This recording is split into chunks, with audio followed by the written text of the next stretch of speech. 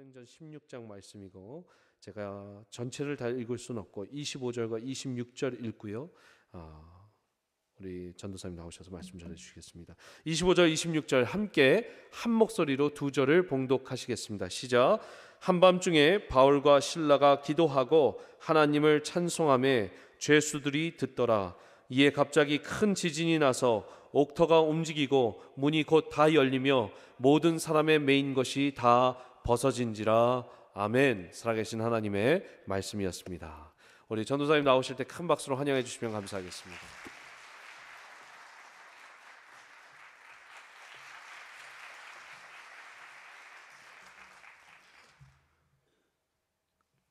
네, 감사합니다. 새로운 사람을 만나는 것은 항상 즐겁습니다. 저만 즐거운가요? 네, 제가 세미한교회 와서 만난 한 분 한 분이 참 귀한 분들이셨어요. 그래서 저는 너무 큰 기대가 제 마음에 있습니다. 세미한교회 성도님들 한 분 한 분을 더 알아갈 때 하나님이 얼마나 더 기쁨을 부어주실까, 얼마나 더 큰 기대를 부어주실까, 참 마음 가운데 너무 큰 이 기쁨과 기대가 자리 잡고 있습니다. 이 금요일 저녁 한 주간의 모든 또 일들을 마치시고 지금 이 예배의 자리로 나오신 성도님들 많이 고단하시고 또 많이 육신적으로 피곤하실 텐데 하나님께 예배하러 나오셨습니다. 왜 예배하러 나오셨습니까? 예배가 우리의 생명이기 때문입니다.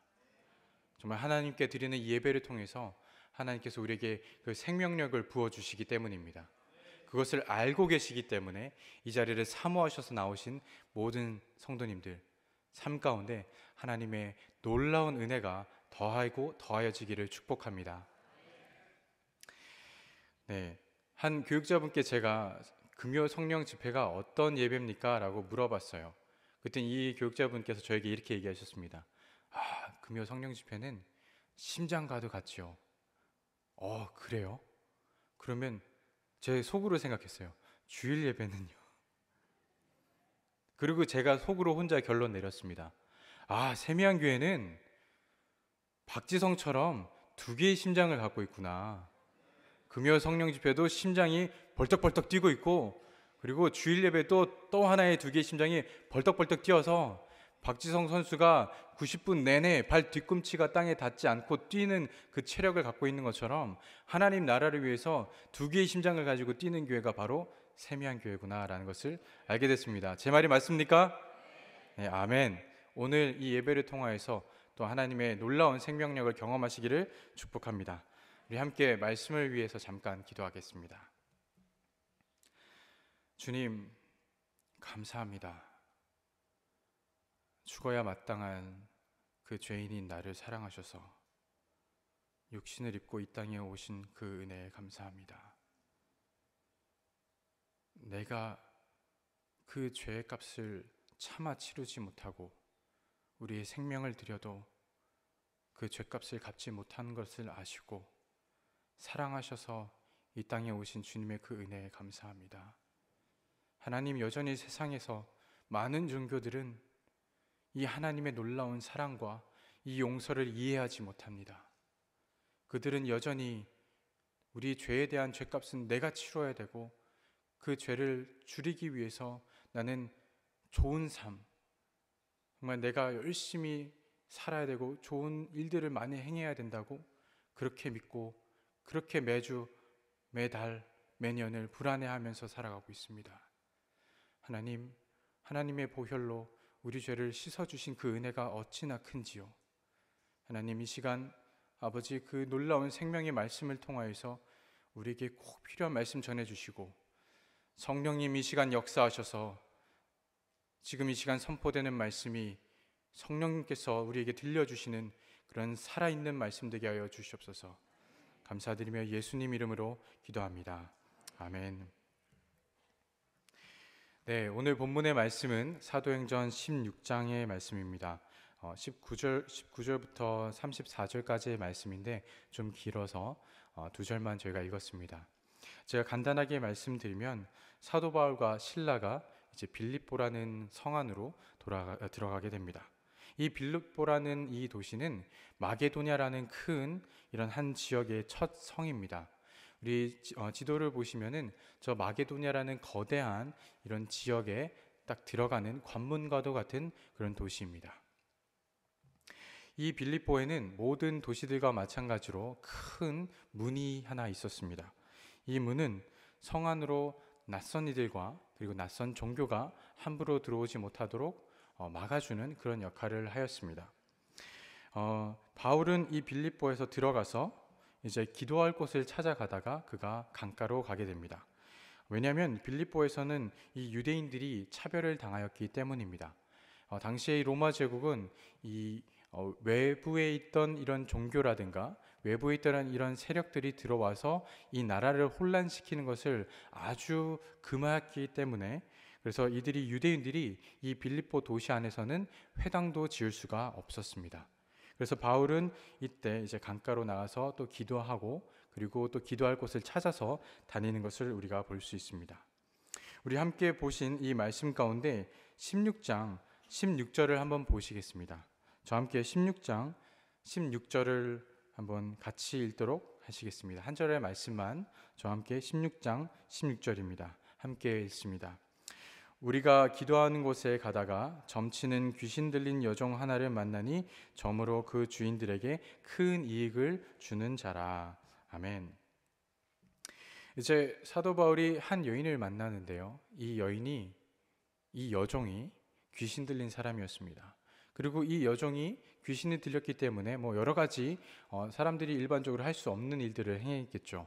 특별히 이제 미래를 이제 점쳐서 보는 행위, 이런 행위를 통해서 이 귀신이 또 영적인 눈을 가지고 이들에게 그럴듯한 미래를 보여줌으로 인하여서 많은 사람들이 그에게 돈을 주고 자신들의 이 궁금한 미래를 알아보며 또 이런 어려운 일을 당할 것을 미리 예방하고자 이런 것들을 행했습니다. 그런데 이 여종이 벌어들이는 수익이 상당히 괜찮았던 걸로 우리가 보여집니다. 왜냐하면 이 종을 데리고 있던 주인이 한 명이 아니라 여러 사람이 이 공동의 소유를 가지고 이 여종을 관리를 하고 있었던 것입니다. 마치 이것은 한 이제 땅을 여러 사람들이 함께 공동으로 투자하여서 그 땅을 구매를 하고 거기서 나오는 이익을 이제 분배하는 것과 마찬가지로 이렇게 진행을 했던 것 같습니다. 우리 달라스 지역에는 어느 지역이 요즘 핫한가요?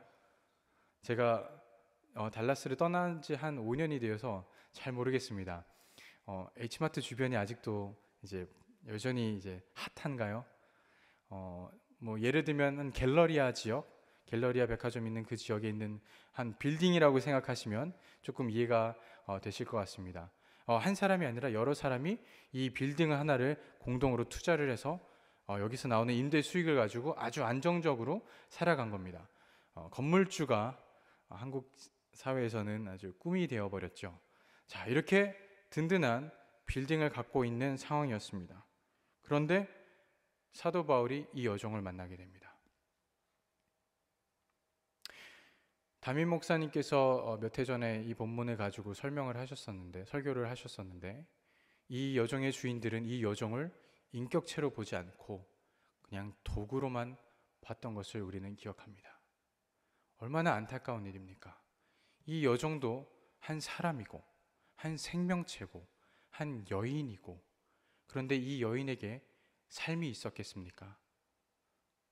자신의 삶은 하나도 없고 그저 도구로서 귀신에 사로잡혀서 그 주인들에게 그저 돈이나 벌어다 주는 그런 도구에 전락된 이 여인을 우리는 봅니다. 그리고 사도 바울이 그 여인을 보았습니다. 이 귀신에 사로잡힌 이 여종이 사도 바울을 쫓아오고 신라를 쫓아오면서 크게 소리칩니다. 이 사람들은 지극히 높은 하나님의 종으로서 구원의 길을 너에게 전하는 자다라고 소리를 지릅니다. 여러분 한번 생각해 보십시오. 귀신 들린 사람의 목소리가 아름다웠을까요? 이 사람들은 이러면서 이렇게 지극히 높은 이러면서 했을까요? 아니죠. 우리가 영화를 보더라도 귀신 들린 사람들의 목소리 어떻습니까? 막 이게 들을 수 없을 막 소름 끼치는 그런 소리로 막 소리를 질렀을 거예요.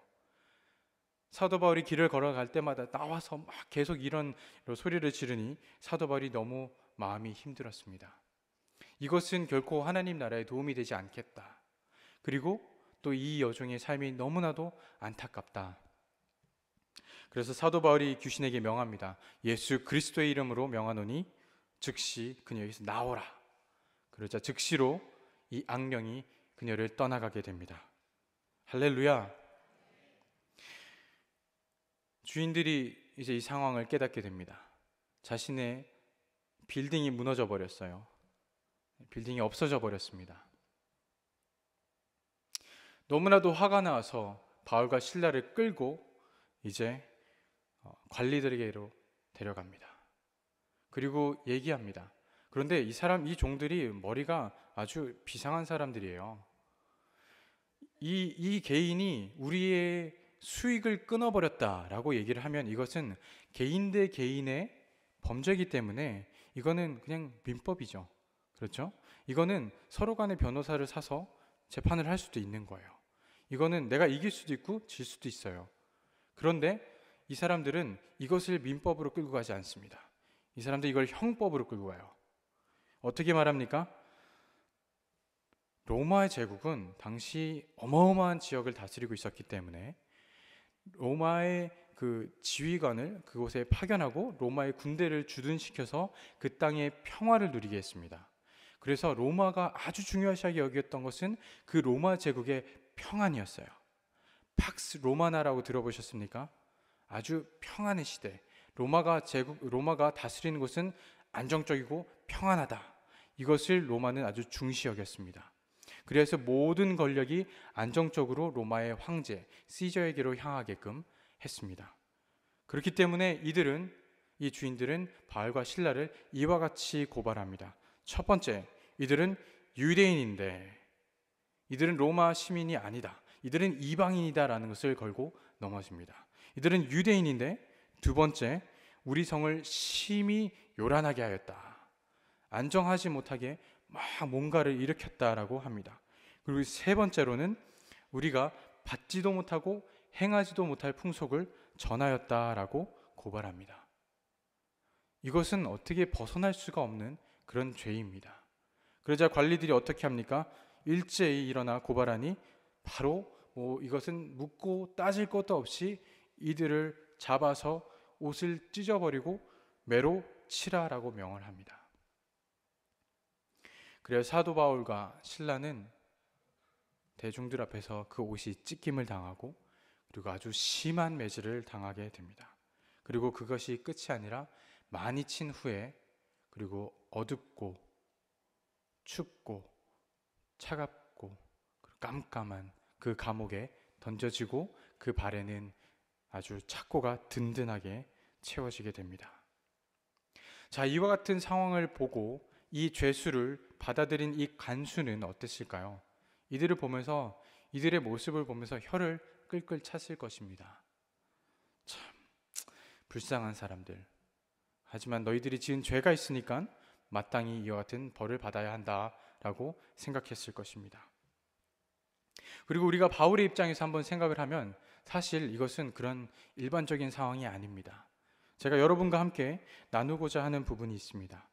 우리가 16장 13절부터 보시면은 사실 우리 말씀을 잠깐 띄워주시면 아주 비슷한 장면이 두 개가 겹쳐 나오는 것을 우리는 보게 됩니다. 먼저 16장 13절입니다. 안식일에 우리가 기도할 곳이 있을까 하여 문 밖 강가에 나가 거기에 앉아서 모인 여자들에게 말하는데 바울과 실라가 빌립보에 도착하여서 이제 며칠이 있은 후에 기도할 곳을 찾아서 문 밖 강가로 나갑니다. 그리고 나갔을 때 거기에서 한 여인들을 만나고 하나님의 말씀을 전할 때 그들이 만난 사람이 바로 루디아입니다. 자색장사 루디아를 만나서 그녀가 하나님을 믿는 사람이었는데 바울의 말씀을 받아들이고 그가 하나님을 따르고자 바울의 말을 따르자 하여 그와 그 집이 다 침례를 받고 그리고 이 루디아가 바울과 실라와 그 일행들을 다 자기 집으로 초대하여서 머물게 합니다. 이 믿는 성도들에게 이와 같은 일은 얼마나 격려가 되고 기쁨이 되는 일입니까? 우리가 나가서 복음을 전하였는데 이들이 예수님을 믿겠다 하고, 그리고 그와 그 집이 다 침례를 받고, 그리고 더 나아가서 우리 집에 오십시오 하고 그 집 문을 열어서 우리 성도 여러분을 막 초대를 하고 초청을 하여서 풍성하게 유수하게 대접하는 겁니다. 이와 같은 일들은 믿는 성도들에게 참으로 큰 위로가 됩니다. 그리고 우리가 함께 또 16장 16절을 보시면 바로 이어서 또 나옵니다. 우리가 기도하는 곳에 가다가 점치는 귀신 들린 여종 하나를 만나니 참으로 그 주인에게 큰 이익을 주는 자라. 자, 한번 귀한 경험을 했어요. 복음을 전하고서는 그 집안이 구원받는 그런 경험을 하였습니다. 바울과 실라가 또 나가서 기도할 곳을 찾아갑니다. 그리고 그 가운데 또 한 여인을 만납니다. 그런데 이 귀신 들린 여종을 보고 바울이 무엇을 하였습니까? 이 여종을 속박 아래 있던 사람을 자유케 하였습니다. 얼마나 귀한 사역을 감당했습니까? 그런데 그 결과가 정반대로 나타나 버리는 것입니다. 그 결과로서는 끌려감을 당하고 고발을 당하고 그리고 옷이 찢김을 당하고 심한 매질을 당하여서 결국에는 그 깊은 그 축축한 감옥 안에 던져진 자신의 모습을 보게 되는 것입니다. 비슷한 일을 하였는데, 분명히 나는 하나님의 뜻에 순종하였는데 한 번은 좋은 결과가 나타나고 한 번은 정반대의 상황이 나타나는 경험을 우리는 하게 됩니다. 우리가 사역을 하여서 작년에 사역을 열심히 하였어요. 그리고 그 사역이 은혜 가운데 너무 귀한 열매를 가져왔습니다. 올해도 기대를 가지고 또 열심히 준비해서 작년의 경험을 가지고 똑같이 하였는데 결과가 그렇게 좋지 못할 때가 있습니다. 비즈니스를 하는데 내가 이렇게 해서 이런 비즈니스 모델을 갖고 했는데 성공을 했어요. 그래서 오케이 2호점을 내야겠다 해서 브랜치를 내가지고 똑같이 했는데 그 결과가 그렇게 좋지 못하게 나올 때가 있습니다. 우리가 자녀를 키우는데 분명히 똑같은 배에서 나온 자녀고 분명히 똑같은 부모에게서 똑같은 교육을 받고 자란 자녀인데 한 자녀는 이렇고 다른 한 자녀는 다른 경험을 하지 않습니까? 예수님을 믿고 만물의 주인이신 하나님을 섬기는데도 우리는 어떨 때는 참 귀한 경험을 하고 어떨 때는 참으로 어려운 환경 가운데 빠지게 되는 그런 경험을 우리는 하게 됩니다. 제가 저희 아버지께서 목회를 하시는 목사님이십니다. 저희 아버지께서 제가 태어나기 전에 부르심을 받으시고 그리고 신학교를 늦은 나이에 가셔서 신학교를 졸업하시고 그리고 그 당시 80년대에는 그냥 신학교를 졸업하면 뭐 90% 이상은 그냥 목사님들이 무조건 나가는 거예요. 무조건 나가서 무조건 개척. 뭐 다른 게 없습니다. 그 당시에는 그런 시절이었어요. 그래서 결혼하셔서 제 갓 2살 된 저를 데리고 정말 십자가가 없는 곳으로 막 대한민국 이곳저곳을 다 다니셨어요. 그리고서는 정말 생면부지에 부산으로 가셔서 해운대 그 옆 정말 그 당시 시골이고 어촌이었던 송정이라는 조그마한 동네 그곳에 가셨습니다. 송정분 계신가요? 네. 해운대 달맞이 고개를 막 꼬불꼬불 넘어서 가셨어요. 그 산을 넘어가셨는데 송정이라는 그 동네를 딱 밤에 보셨는데 십자가가 없는 겁니다. 그래서 그곳에 개척을 해야겠다 하시고 개척을 하셨어요. 어떻게 하셨을까요? 뭐 건물이 있었겠습니까? 뭐가 있었겠습니까? 3인용 텐트. 송정이라는 그 어촌은 또 비치가 있어서 해변이 있어서 여름이면은 또 그곳에 이제 관광객들이 피서객들이 오는 곳이라 그곳에서는 그 땅에 텐트를 칠 수 있도록 그 땅을 좀 빌려주면서 수익을 얻으시는 분들이 있으셨어요. 그래서 그 땅에 이제 3인용 텐트를 치시고 그리고 그곳에서 신혼부부와 2살 된 제가 살았습니다. 84년에 85년, 86년 그때쯤에 부산에는 태풍이 항상 지나갑니다. 그런데 당시에 아주 큰 태풍이 하나가 이 부산 지역을 뚫고 지나가는 일이 있었습니다. 그래서 전 그 당시에 상당히 어렸던 나이였는데 그것이 기억나는 걸 보니까 아주 큰 충격으로 왔던 것 같아요. 정말 온 천지가 바람이 휘몰아치고, 그리고 저 하늘에 막 끝에 막 이렇게 시꺼먼 구름이 막 도는 것들이 아직도 제 기억에 납니다. 그리고 무시무시한 바람이 몰아쳐서 어떻게 되었을까요? 저희의 전 재산이었던, 저희의 집이었던 이 텐트가 그만 날아가 버렸습니다. 아직도 생생하게 기억이 납니다. 그 날아가는 텐트를 쫓아가셨던 아버지의 그 뒷모습이 기억납니다. 하나님의 사역을 감당하는데 왜 이런 일들이, 왜 이런 어려움이 일어납니까? 이해가 가지 않는 그런 어려움도 우리가 경험할 때가 있습니다. 교회에서는 어떻습니까? 여러 사역을 감당하실 때 이런 일들 경험하지 않으십니까? 2016년이었습니다. 교회에서 선교 사역을 이제 하려고 선교를 준비하셔서 이제 가까운, 우리 텍사스에서 가까운 이 남미 쪽으로 선교 사역을 가시려고 다 준비를 했어요. 그런데 2016년에 무슨 일이 있었는지 아십니까? 2016년도에 뉴스에 크게 났습니다. 지카 바이러스. 남미에서 기원이 돼서 발달이 돼가지고 이 남미 지역에 막 퍼진 겁니다. 지카 바이러스는 아주 무시무시한 병입니다. 이것이 특히 젊은 여인, 특히 임산부에게 이게 전염이 되면은 임산부는 괜찮아요. 그런데 그 임산부를 통해서 태어난 아기가 머리 크기가 절반밖에 되지 않게 태어나는 것입니다. 전 너무 끔찍스러운 병이라고 생각해요. 이 태어난 아기는 permanently damaged. 그래서 어쩔 수 없이 교회에서는 이 사역 선교지를 옮겨서 다른 곳을 가야겠다라고 결정을 하게 됩니다. 그래서 중앙아시아 지역으로 가자라고 결정을 하고 중앙아시아 지역으로 선교 사역지를 옮겼습니다. 그래서 다 같이 결정을 했는데, 아니 이거 티켓팅을 하려고 보니까 이 예상보다 너무 비싼 거예요. 그리고 선교 이 예산 비용보다 3배가 늘어나는 겁니다.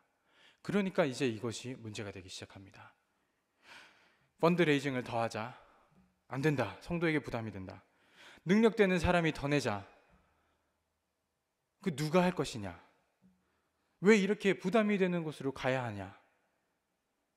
이 많은 비용을 지불하면서까지 가야 되냐라는 여러 가지 의견이 분분하게 일어나는 것입니다. 우리 이와 같은 상황을 경험하지 않습니까? 분명히 하나님 나라를 위해서 하는데 왜 사역 가운데 이런 어려움이 닥치는지 우리는 때로 질문을 던질 때가 있습니다.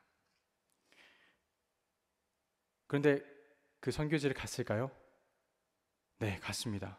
그리고 그 선교지를 갔다가 돌아온 팀들이 돌아와서 하나같이 간증하는 것은 우리가 그곳에 가야만 했었다라고 고백하는 것입니다. 그 당시에 가기 전에는 그렇게 의견이 충돌하고 그렇게 어려움을 가지고서 했지만 그들이 돌아와서는 어느 한 분 하나 빠짐없이 하는 말씀이 우리가 그곳에 갔어야만 했었다라고 고백한 것입니다. 저는 차세대 교육국의 디렉터로 부름을 받았습니다. 임산부의 이 태중에 있는 아이부터 이 대학을 들어가서 이 지역을 떠나게 될지도 모르는 그 자녀들까지 수많은 영혼들을 책임지는 막중한 임무를 맡게 되었습니다. 교육국에도 수많은 사역들이 일어납니다. 그렇죠? 1년 내내 많은 사역들이 있습니다. 이 수많은 사역들, 수많은 성도님들이 함께 involve 되는 이 사역 가운데 우리는 모든 것이 다 스무드하고 모든 것이 아주 잘 진행되는 것을 경험하지 못하는 경우도 있습니다. 사도 바울 또한 그랬습니다. 하나님, 내가 이와 같이 하나님의 사역을 감당하는데 이와 같은 어려움을 겪는 것, 어떤 생각을 가지고 그가 감옥에 있었을까요? 사도 바울은 그러나 그 마음 가운데 확신이 있었습니다. 하나님께서 이 모든 일들 가운데 하나님의 섭리가 있다라는 확신을 가지고 있었습니다. 어떻게 알았을까요? 우리는 그것을 말씀을 통하여 보게 됩니다. 한밤중에 바울과 실라가 기도하고 하나님을 찬송함에 죄수들이 듣더라. 첫 번째 질문입니다. 하나님의 역사를 아는 방법, 이해하는 방법, 기도입니다. 우리가 이해되지 않을 때, 우리가 왜 이런 일들이 일어날지 이해되지 않을 때 하나님의 역사하시는 것을 이해하는 방법이 바로 이 기도입니다. 기도가 먼저 주어질 때 사도 바울과 실라의 마음 가운데 하나님께 영광 돌리는, 하나님을 찬양하는 이런 역사가 나타납니다. 우리 가운데 이러한 역사가 있기를 소원합니다. 이해가 되지 않는 상황들, 분명히 내가 하나님의 나라를 위해서 일하는데 어려움이 닥칠 때 하나님, 내가 이 가운데 하나님의 뜻을, 하나님의 역사하심을 이해하길 원합니다. 기도하십시다. 우리 함께 더욱더 엎드려 기도하는 세미한 교회가 되십시다. 바울과 실라가 감옥에 갇혔습니다. 그리고 이들은 앞으로 어떤 일들이 일어날지 모릅니다. 바울이 감옥에 갇혔을 때 어쩌면 바울은 각오를 했을지도 모릅니다. 사도행전 5장에 보시면 베드로와 그리고 모든 예수님의 제자들이 함께 감옥에 갇힌 일이 일어납니다. 그리고 그때 하나님께서 놀랍게 감옥문을 여시고 그들을 꺼내시는 장면을 우리는 보았습니다. 그리고 사도행전 12장에 보시면은 요한의 형제 야고보를 죽였어요. 칼로 죽였습니다. 예수의 제자 야고보가 순교를 당하였습니다. 그리고 이 칼로 죽인 이 헤롯 왕이 베드로를 죽이려고 또한 베드로를 잡아서 감옥에 가둡니다. 그런데 하나님께서 놀랍게 한밤중에 천사를 통해서 이 베드로를 또한 꺼내시는 것을 우리는 봅니다. 그리고 사도 바울도 분명히 이것을 들었을 것입니다. 그렇기 때문에 사도 바울은 감옥에 갇혔을 때 어쩌면 마음 가운데 각오했을지도 모릅니다. 나는 죽을 수도 있고 살 수도 있다. 이것은 하나님께서 하실 일이다 라고 사도 바울은 생각했을 것입니다. 하나님께서 어떻게 하십니까? 우리는 성경을 읽어서 알고 있지만 사도 바울은 한치 앞도 모르고 있습니다.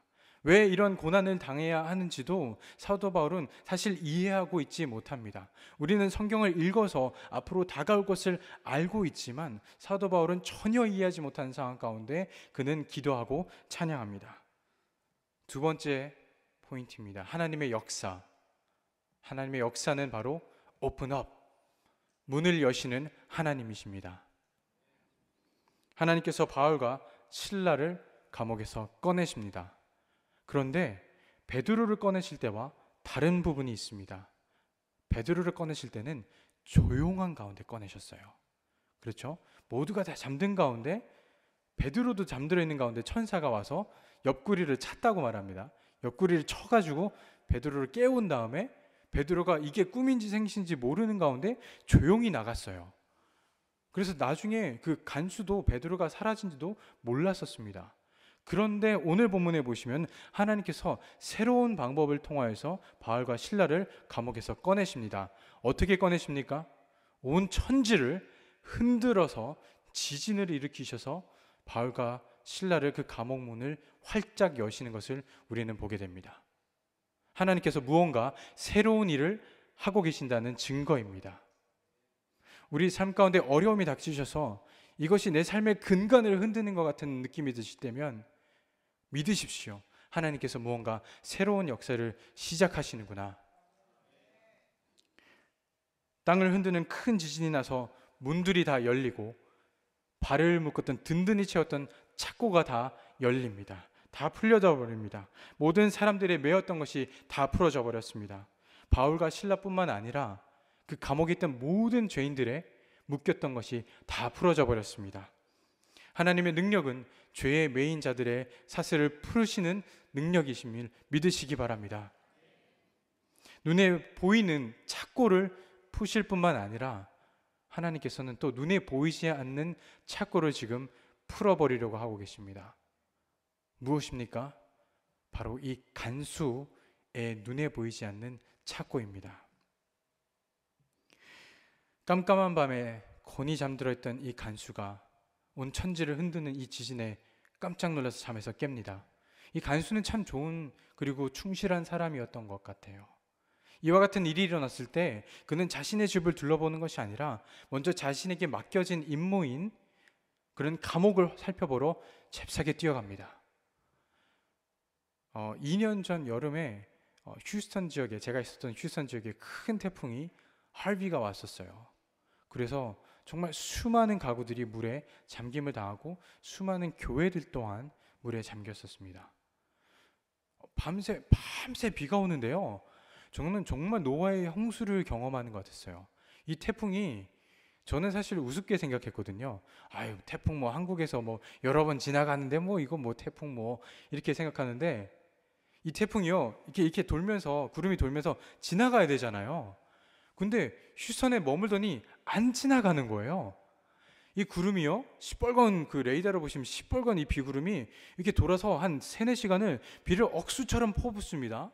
그리고 이게 돌아서요, 바다로 들어가요. 바다에 가서 물을 잔뜩 퍼옵니다. 그리고 또 부어요. 이게 돌아서 가야 되는데 안 가는 겁니다. 정말 하늘문이 열린 것처럼 비가 쏟아지는데, 이거 처음에는 안심을 하고 있었는데 제 집에서 이 드라이브웨이에 물이 차는 걸 보니까 너무 무섭더라고요. 그리고 그 가운데 아무것도 할 수 없는 제 자신, 문을 어떻게 물을 막습니까? 아무것도 할 수 없는 제 자신을 보고 정말 두렵다라는 생각을 많이 가졌습니다. 그때 한 사역자분께서 열심히 차를 모셔서 어디로 가셨겠어요? 교회로 가신 거예요. 교회가 물에 잠겼나 안 잠겼나, 그분이 무엇을 할 수 있겠습니까? 뭐 손으로 물을 막겠어요? 뭘 할 수 있겠어요? 그런데 이분은 거길 간 거예요. 교회가 안전한가 아닌가 보시려고. 달라스 지역에 지진이 나면 세미안교로 오실 분? 할렐루야. 모든 분들이 지금 다 손 드셨다고 저는 영안을 떠서 바라보았습니다. 네, 다 저희 지진 나면 여기로 모여서 이 기둥을 붙들고 이제 기도하는 거죠. 하나님, 교회를 붙들어 주십시오. 네. 이 간수는 감옥으로 뛰어왔습니다. 그리고 봤어요. 감옥 문이 활짝 열려버린 것을 보았습니다. 깜깜한 밤에 문이 열려버린 것을 보았습니다. 그 감옥 안이 어때요? 어둡죠. 빛도 없어요. 그러나 불을 보듯 뻔합니다. 거기 있던 죄수들은 이때가 기회다 하고서는 도망가 버렸을 거예요. 그 감옥 앞에서 간수가 고민합니다. 왜 고민합니까? 우리 성경 사도행전 12장 19절의 말씀을 한번 보여주시기 바랍니다. 우리 함께 읽으실까요? 시작. 헤롯이 그를 찾아도 보지 못하매 파수꾼들을 신문하고 죽이라 명하니라.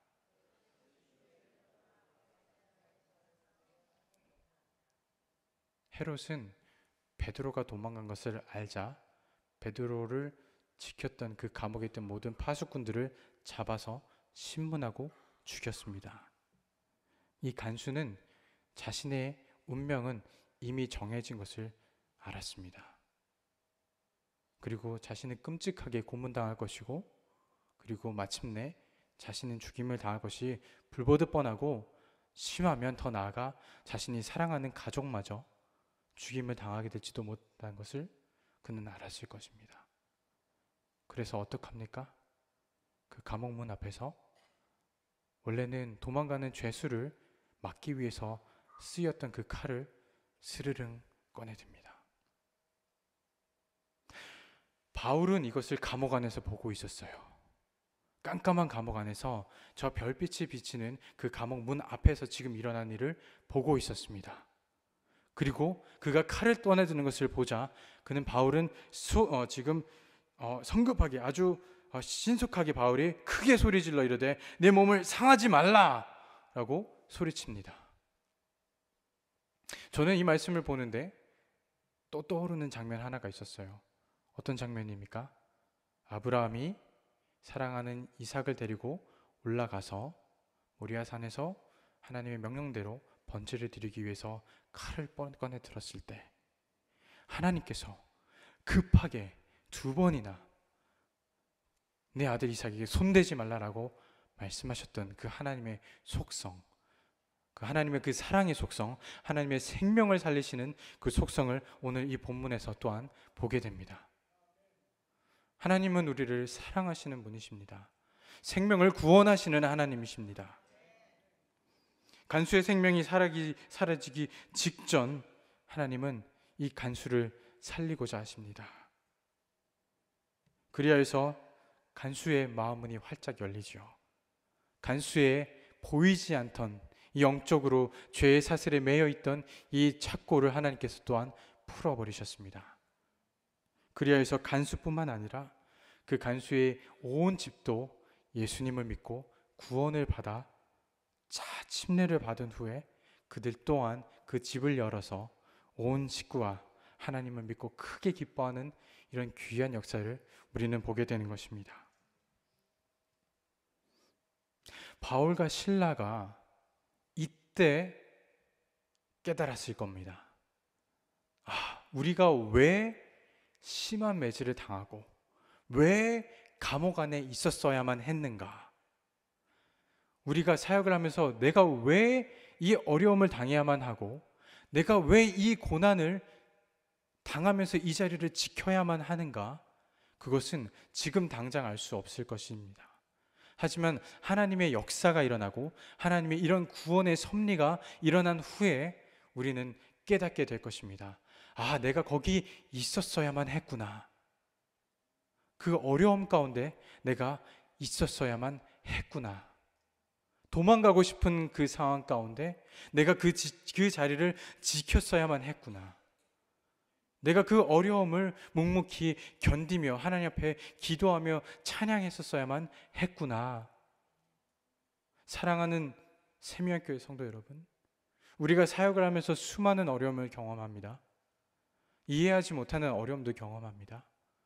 그런데 하나님의 섭리는 분명히 나타날 줄 믿습니다.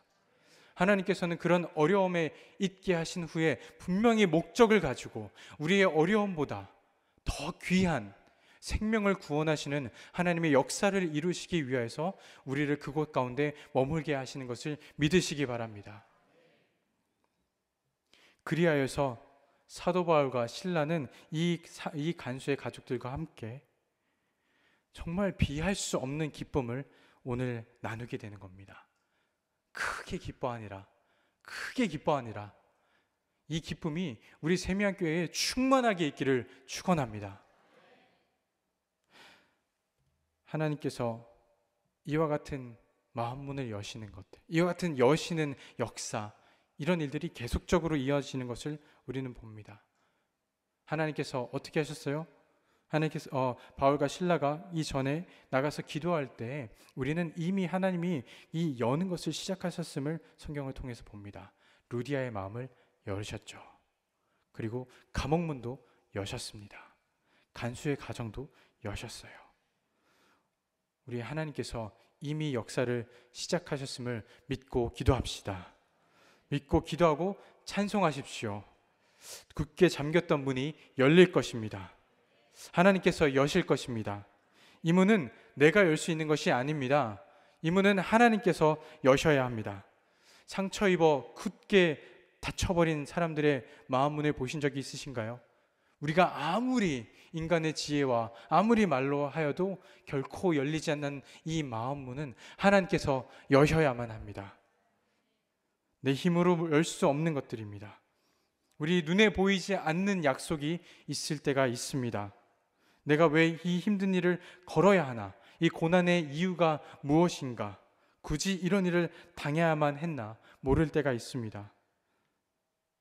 우리 이 본문을 통하여서 왜 이런 일들을 겪어야 했는지 성경은 강하게 말씀하고 있습니다.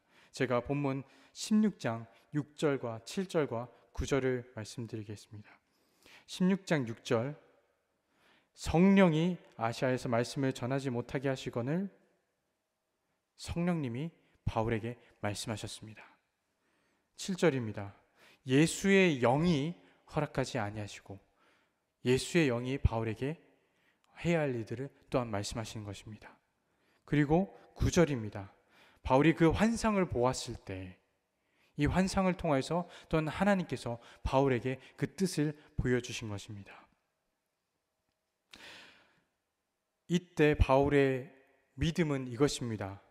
사도행전 16장 10절, 바울이 그 환상을 보았을 때 이는 하나님이 저 사람들에게 복음을 전하라고 우리를 부르신 줄로 인정함이로다. 자, 인정함이로다. 이것을 영어로 보시면요, NSAB에서는 이렇게 말합니다. concluding that God has called us to preach the gospel to them. 바울이 이 모든 상황을 보니까 결론을 확 내린 겁니다. 아하, 하나님께서 저들에게 복음 전하기를 원하시는구나.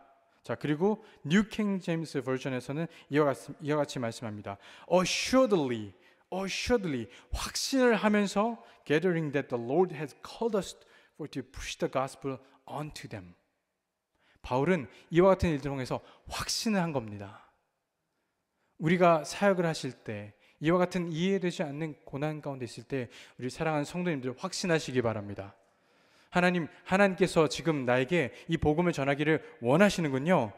확신 가지고 흔들림 없는 믿음 가운데 사도 바울과 실라처럼 기도하며 찬양하는 그런 성도의 삶을 사시기를 주님의 이름으로 부탁드립니다. 마지막으로 이 말씀 드리면서 마치려고 합니다. 썸머스쿨, 세미한 썸머스쿨을 작년에 시작하셨죠. 작년 기준으로 180명의 학생들과 또 약 40여 명의 스태프들이 함께 사역을 했음을 제가 들었습니다. 이 썸머스쿨 사역은 사실 여름에 하는 2달 동안 진행되는 사역이지만 이것은 단지 2달만 진행되는 사역이 아닙니다.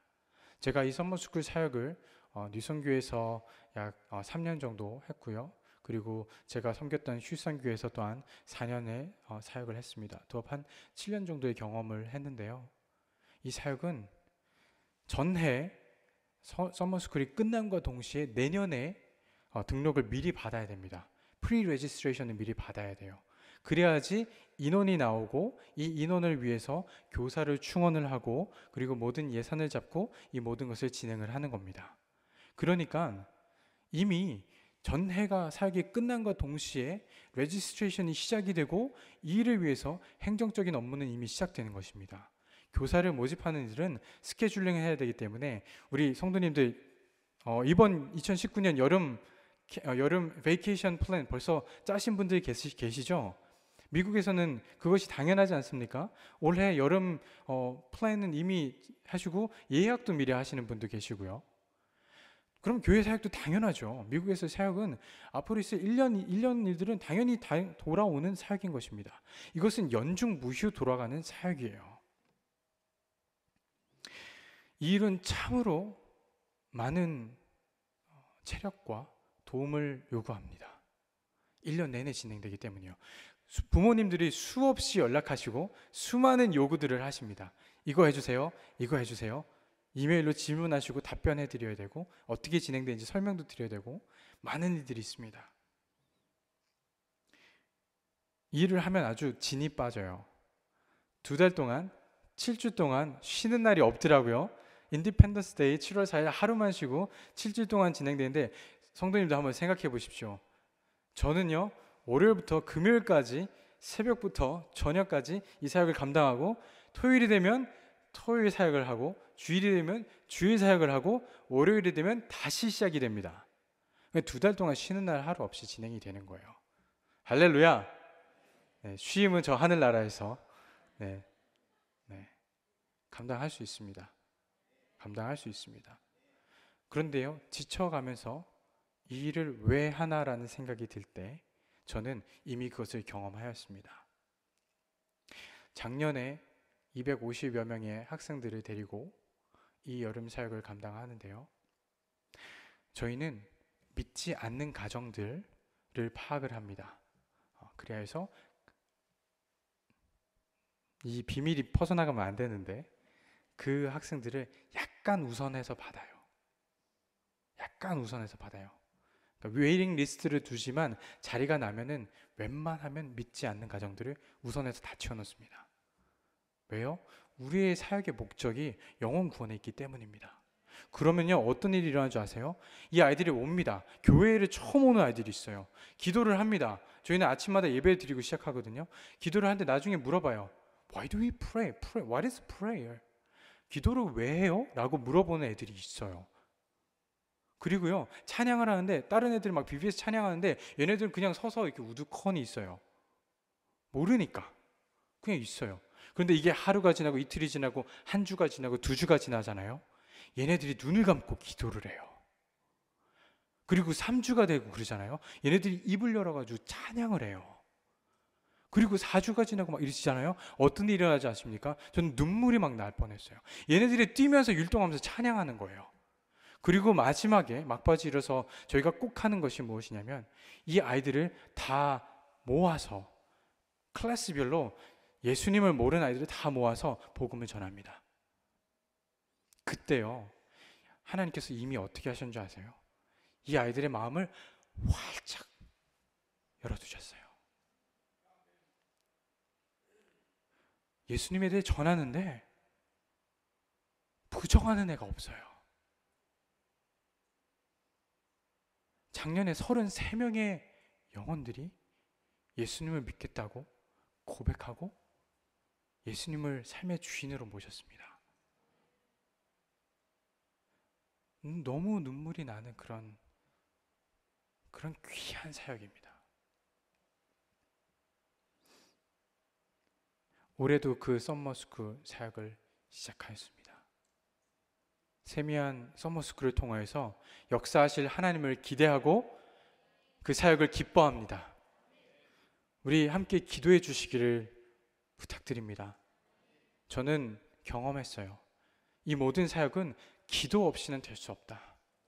기도가 가장 중요하고 하나님의 이 역사하심을 구해야만 이 모든 일들이 됩니다. 제가 아무리 뛰어나면 뭐합니까? 하나님이 막으시면 이것은 그냥 인간의 계획일 뿐입니다. 우리 교사분들, 우리 사역자분들 뛰어나시고 훌륭하신 분이에요. 우리 부장집사님들 정말 그 영혼이 너무나도 귀한 분들이에요. 그런데 아무리 노력하고 하면 뭐합니까? 기도 없이는 이것이 될 수가 없습니다. 성도 여러분들, 이 모든 사역을 위해서 기도해 주십시오. 우리 시간 함께 말씀을 기억하시면서 기도하길 원합니다.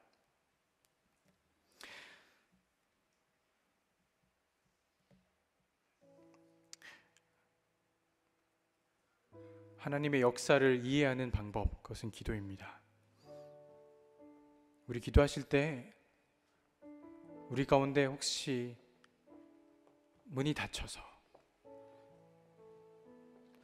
하나님의 역사를 기대하지 못하고 계신 분이 있으시면 이 시간 함께 뜨겁게 기도하기를 원합니다. 그리하여서 하나님께서 우리 마음 가운데 확신 주시기를 원합니다. 하나님께서 내가 이미 나의 역사를 시작하였다, 너를 통하여서 시작하였다라는 그 확신의 음성을 듣기를 소원합니다. 우리 시간에 함께 정말 하나님께 부르짖기를 원합니다. 함께 부르짖을 때 정말 하나님께서 놀랍게 역사하실 것을 기대하길 원합니다. 우리 시간에 함께 먼저 짧게 기도하실까요?